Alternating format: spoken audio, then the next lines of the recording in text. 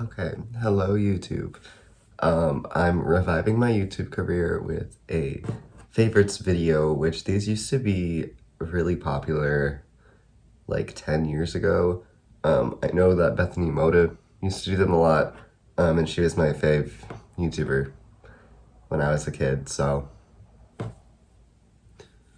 yeah. So I'm gonna do my favorites for like the month of November. So I'm gonna be talking about books, clothing items, music, um, I don't know, poems, and like other little things here and there. So I just woke up. Let's get started. The album I've listened to the most this month, besides the new Cure album, which I think is fantastic, and I need to get a copy of it on CD because I don't have that yet. But the other album I've been listening to a lot is Reading, Writing, and Arithmetic. Why did I just sounded like Donald Trump? Reading, Writing, and Arithmetic by the Sundays. Absolutely crazy album. You already know, well, not you guys, but people that know me, know my favorite song on here is A Certain Someone. I listened to it 45 times over the course of 3 days. And then also recently, I've really been liking the song I Won, and then You're Not the Only One I Know. Like, you know, she just kind of gets it. Like, she just understands. The other thing I've been listening to a lot recently is The Best of Billie Holiday, or really just like Billie Holiday in general. This is just like the only like physical Billie Holiday thing I have to show the camera. I've been listening to lots of jazz for some reasons.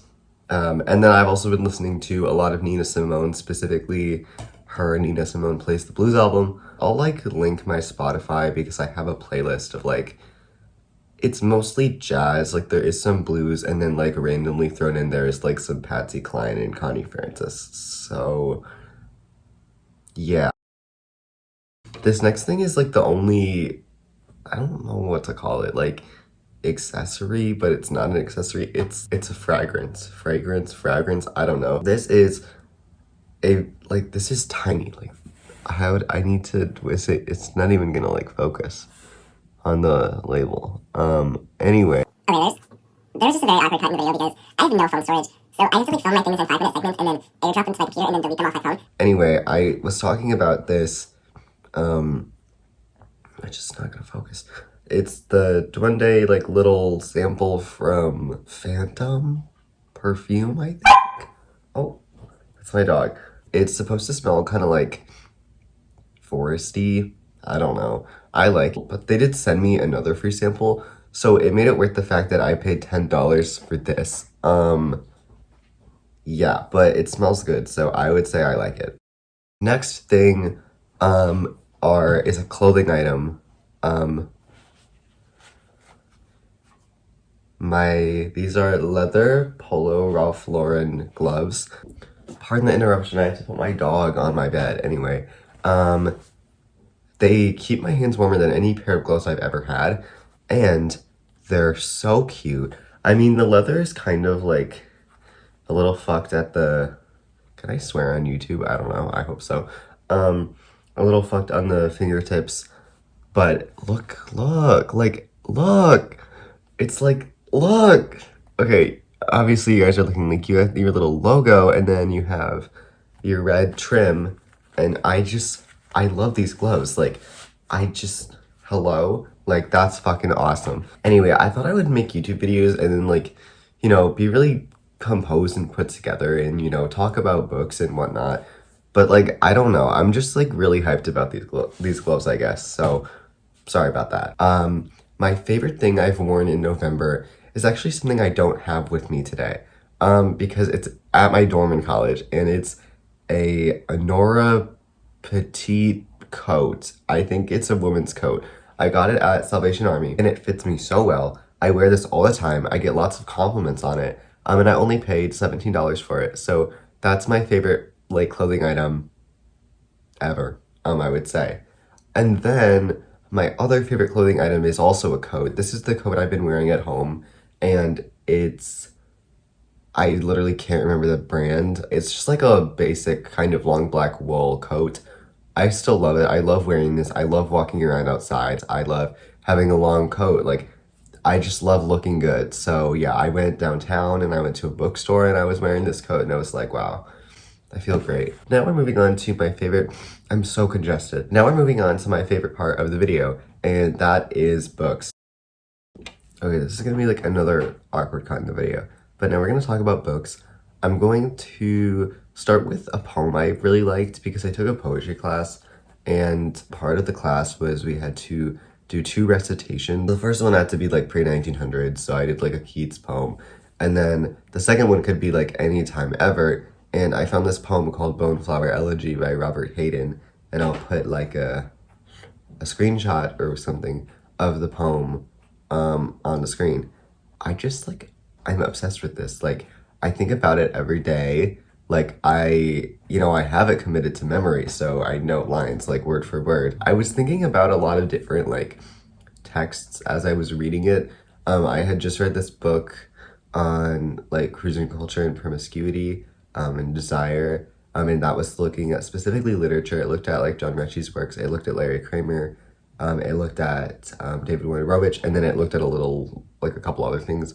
And then I was thinking, of course, about Giovanni's Room, and of course about Close to the Nice by David Wojnarowicz, which I actually have here because I'm including it in the video, not because I read it in November, but because I thought about it a lot. Anyway, like, just like the imagery really reminded me of David Wojnarowicz's like descriptions of the Christopher Street piers. Anyway, I love this poem. I need to like print it out and like put it on my wall or something. Now, I'm probably gonna do like a longer video actually talking about this book and David Wojnarowicz's other writings because I love, yeah, this guy on campus asked me like what my prized possession books are, and it was Giovanni's Room, and then it was this, which I carry around in my bag with me, just in case I need to read a quote or something. So, yeah. And then I also read, speaking of the cruising culture book, I read, actually started to read John Rechy's work. I read City of Night, and while some parts were boring, it was a really interesting look at the hustling scene, but also like the gay scene and the drag scene and like what we would probably now say like trans scene. It was a very good read. I probably would read it again. I finally got around to reading this. This is God Made My Face, a collective portrait of James Baldwin. So it's about, I think, like 7 different little essays from different people. And a lot of them doesn't really matter what the whole point of their essay is. They do talk about how they found Baldwin and what he kind of meant for them. And there's beautiful artwork in here, like absolutely like gorgeous pieces. And I was introduced to a lot of new artists. There's a section about Giovanni's Room Revisited. And it's just like, it's so beautiful. And this, it's just such a well put together book. I just ate through this because I was like, this is so interesting to me. I learned a lot about Baldwin, a lot about different writers and different artists and things like that. And yeah, if you're into Baldwin, I really would recommend this. This is a recent publication, and it's just, I just love this. I like literally cried a lot reading this, because it was so like wonderful to see how much Baldwin meant to other people, and then reflect on how much he means to me. And then also like I learned like the original title for Giovanni's Room was One for My Baby, like the song. So that kind of sent me down a rabbit hole. Love this book. Okay. The other thing I read in that kind of same week was The Bluest Eye by Toni Morrison. And then I'm also currently reading Jazz.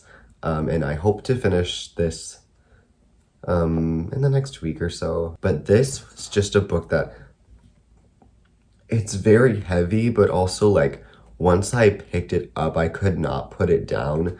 because I just love Toni Morrison's writing style. Like, every single line is something so, like, poetic and beautiful. A lot of these characters she dives into are, without a doubt, terrible people, but you still get to see their stories and where they came from, and I really like when writers do that. I just like how in depth, like, she goes on with her characters, and this book is just like, oh my god, it's just like one thing after another, and it's just beautifully written. And this is her first novel, so I'm trying to get through most of Toni Morrison's other fiction, which is why I'm reading Jazz currently, and I'm really liking it, and I'm really intrigued with where this story is going to go. So that's all I have for my favorite things.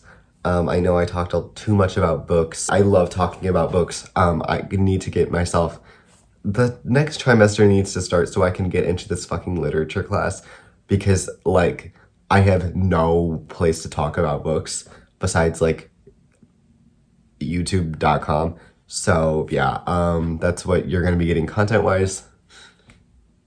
And you can just listen to me talk, because I love to talk. Yeah, so that's my video. Yes, goodbye.